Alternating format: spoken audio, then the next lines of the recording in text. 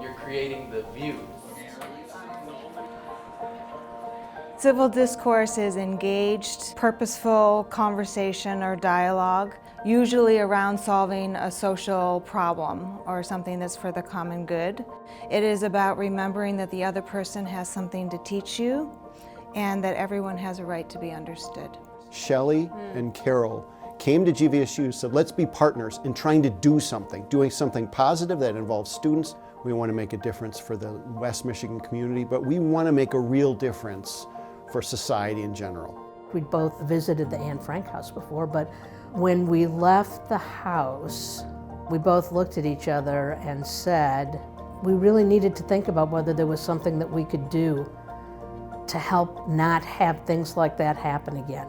The divisions that we have among us and between us as Americans and as global citizens is problematic.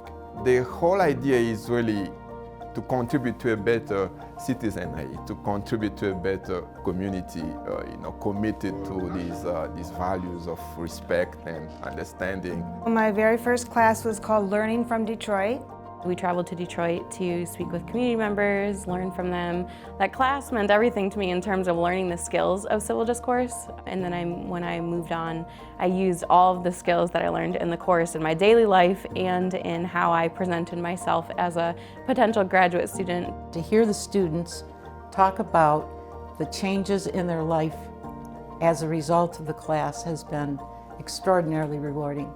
The students are very hungry for respectful and vigorous discussion on key issues that they're experiencing. We talked about COVID mandates, issues that are happening in the country, and issues that are happening in the world. The civil discourse class helped me realize that there is actually a process here to know how to dialogue in a meaningful way. As students leave GVSU, they will be leaders in their own ways to impact the world and to really make sure that we can still talk to each other respectfully.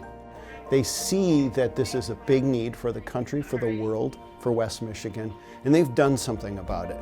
And now we're actually, in fact, a center and a growing presence within Grand Valley and then in national and even international conversations.